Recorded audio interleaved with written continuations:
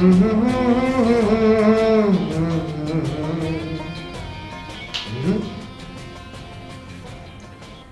যে যন্ত্রণা এই পথ চলা, কি যে যন্ত্রণা এই পথ চলা, কি যে যন্ত্রণা এই পথ চলা, কি যে যন্ত্রণা। এই কান্নাকাটি করছেন কেন? Sorry sorry boss, I am extremely sorry, very very sorry. ব্যথা কি বেশি? না মানে বলছিলাম কি, ডাক্তার দেখেছেন তো? না না না, মানে এসব ব্যথা নিয়ে কিন্তু হেলা করা যাবে না, খুবই মারাত্মক। লিগামেন্ট যদি একবার ছিঁড়ে যায় সারা জীবনের জন্য পঙ্গু হয়ে যেতে হবে। আপনি এক কাজ করেন, আপনি আমার সাথে ট্রমা সেন্টারে চলেন। ট্রমা সেন্টারে আমার একজন পরিচিত স্পেশালিস্ট আছে, সেই বিষয়ে খুব ভালো জানে। আমার বিষয়টা ঠিক হচ্ছে না মনে হয়, আপনি চলেন। আর আপনি আপনি এটা স্ক্র্যাচ নিয়ে আসতেন, এইভাবে বাসাটা একটা কেমন না, হঠাৎ করে পায়ের উপর প্রেশার পড়লে। ইস, কী অবস্থা চিন্তা করেন। আর ঠিক আছে, আপনি যে সাইকেল চালাতে পারেন না, আপনি যে ওর সাথে চাপা মারতেছেন, আপনি একটা ফালতু বাকুয়াস, এটা আমাকে বললেই পারতেন। আমি কিন্তু তাহলে আমি আপনাকে টেকনিক্যালি ঠিকই আমি ধরে রাখতাম, আপনি চালাতেন সাইকেল, তাই না? কিন্তু ওই মিয়া, আমি সাইকেল চালাতে পারি এটা কে বলছে? আপনি তো ইচ্ছা করে আমাকে অ্যাক্সিডেন্ট করেছেন। আপনি তো আমাকে মেরে ফেলতে যাচ্ছিলেন, মানে মারার অ্যাটেম্প নিয়েছিলেন। আপনি কি মনে করছেন?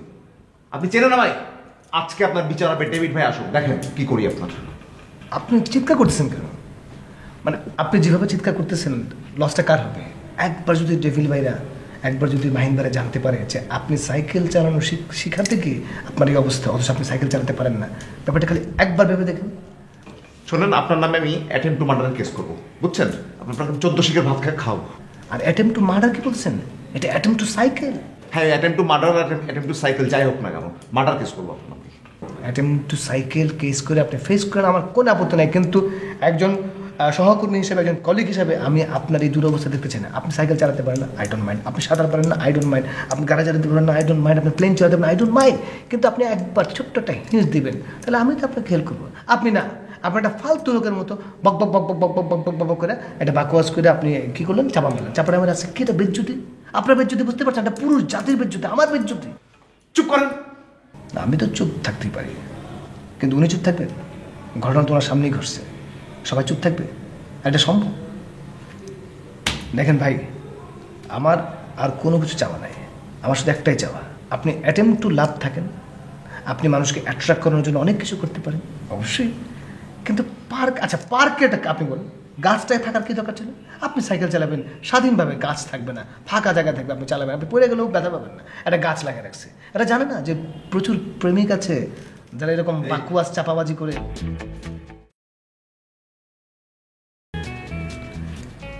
আমি আপনাকে সহমর্মিতা জানাতে চাই, অত্যন্ত দুঃখ ভারাক্রান্ত মন নিয়ে আপনার জন্য আমার একটা ক্ষুদ্র উপহার। কি এটা?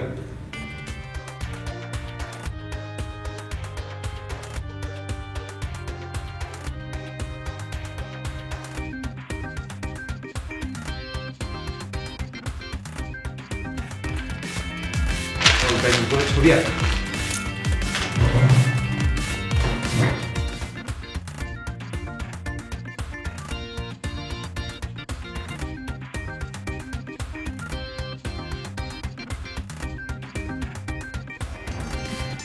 ভাই, জীবনের প্রথম একটা ভালো কাজ করবেন, কাগজটা আপনার কাছে নিয়ে যাওয়া তাহলে বুদ্ধিমানের মতো কাজ করছে, মন জীবনও দেখবেন।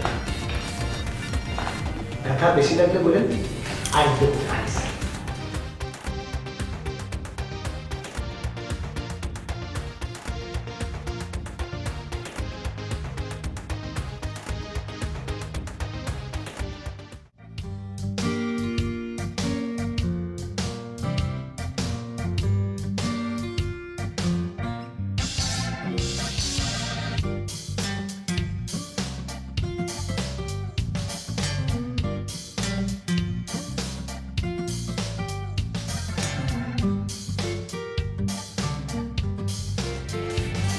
Miss Cindy.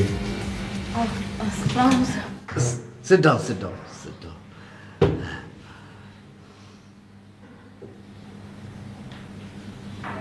কেমন আছো?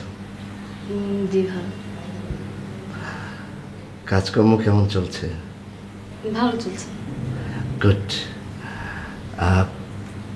তোমার এনি প্রবলেম, এনি সমস্যা ডাইরেক্ট আমাকে বলবে, কোনো হেজিটেশন করবে না। আচ্ছা ঠিক আছে স্যার, থ্যাংক ইউ। কারণ এটা হচ্ছে একটা মার্কেটিংয়ের ডিভিশন, এখানে আমাদেরকে মার্কেটিংয়ের কাজ করতে হবে, একজনের সাথে আরেকজনের সম্পৃক্ততা থাকবে, তাহলে তো কাজ ভালো হবে না। আমি যে বিষয়টা বলতে চাচ্ছিলাম, ওই মার্কেটিং একটা কথা আছে,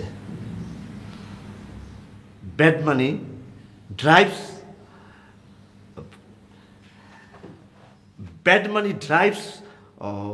জাম্প, না, ব্যাড মানি ড্রাইভস গুড মানি,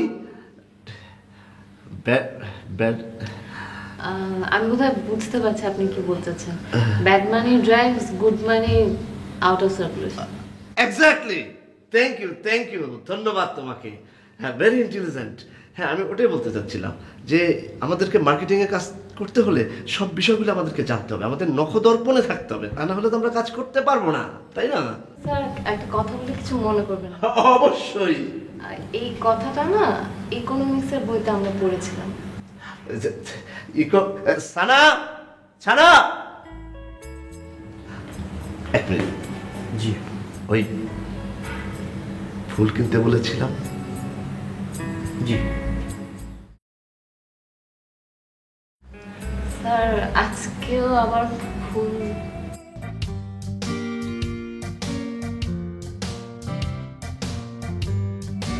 যারা বেশি কাজ করে, যারা পরিশ্রমী, তাদেরকে এনকারেজ করার জন্য আমি চিন্তা করছি এই ব্যবস্থা, মাঝে মাঝে ঘন ঘন ফুল দেব। গুড।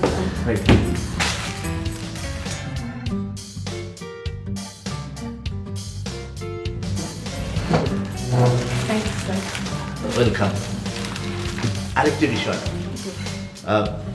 মার্কেটিং এর ব্যাপারে এনি প্রবলেম তুমি আমাকে বলবে, ওকে? Sure, sir. আমি সলভ করে দেবো। Okay, no problem, sir. Thank you, sir. Thank you so much. জি। সালাম।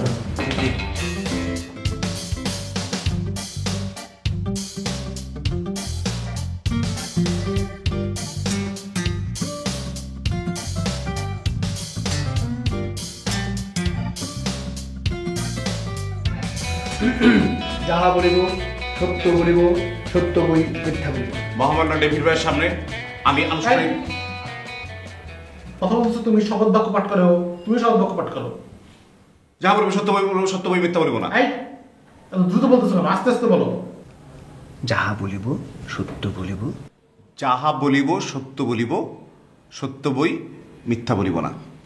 আমি মহামান্য আদালতের সামনে এই আসামির সম্বন্ধে আমি অ্যাটেম্প টু মার্ডারের অভিযোগ আনছি।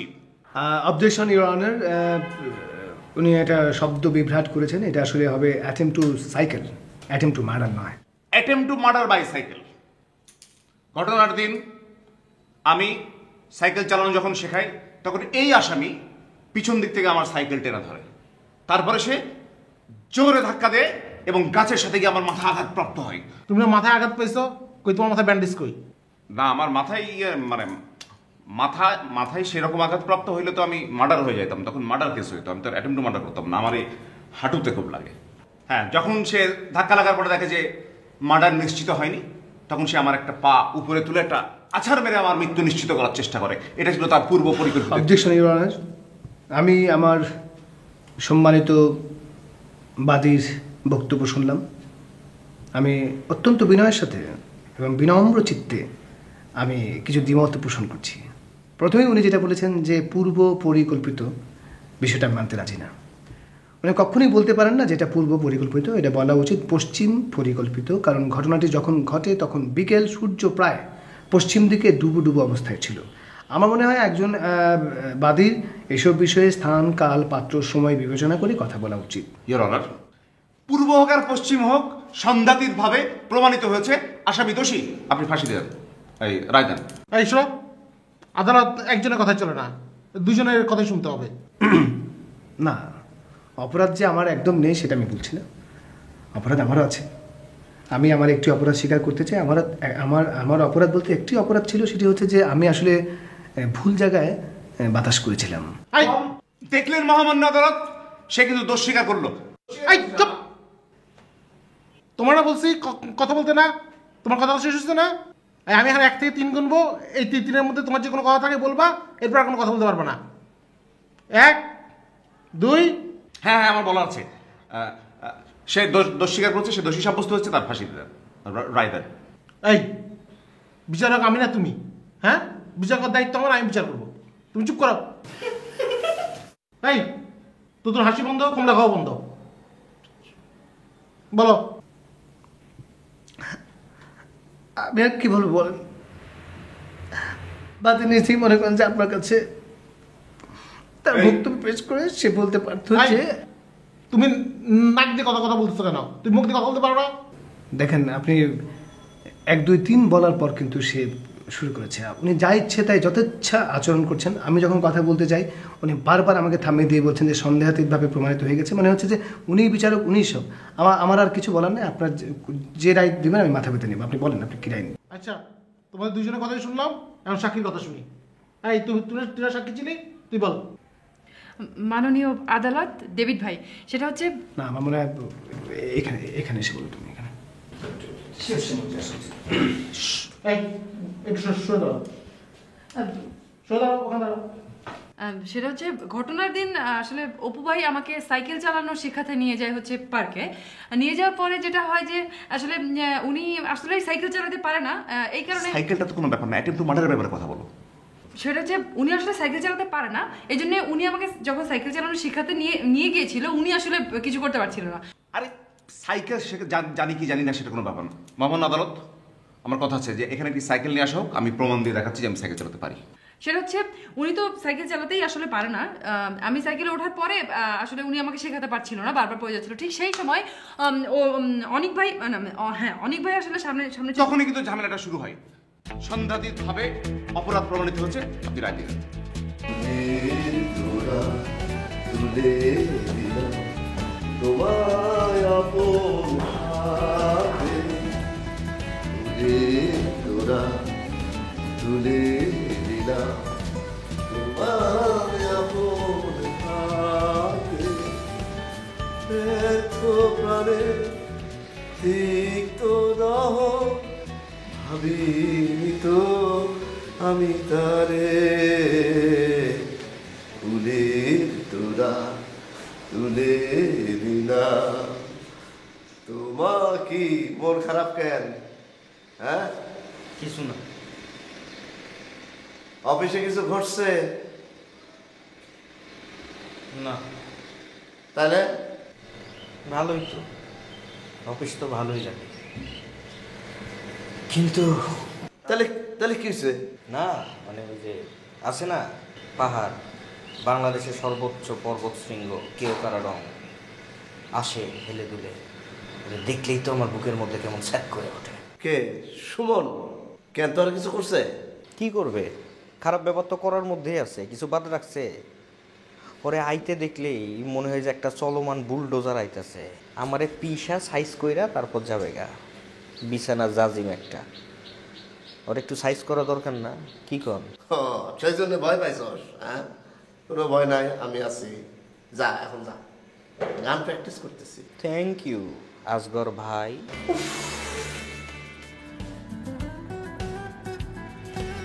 তুলে তোরা তুলে দিলে তোমায় আপন হাতে, তুলে তোরা তুলে দিলে তোমায় আপন হাতে, ছোট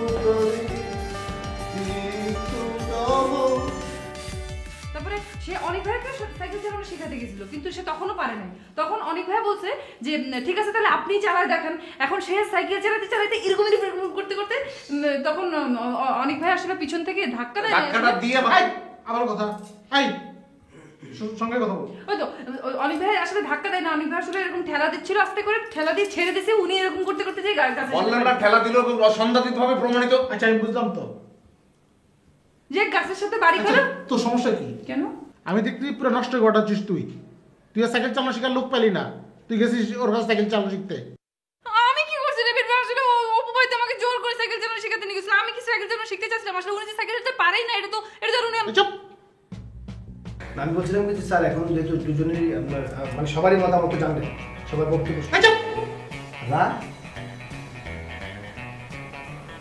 দাঁড়াও একটু ভেবে নিই।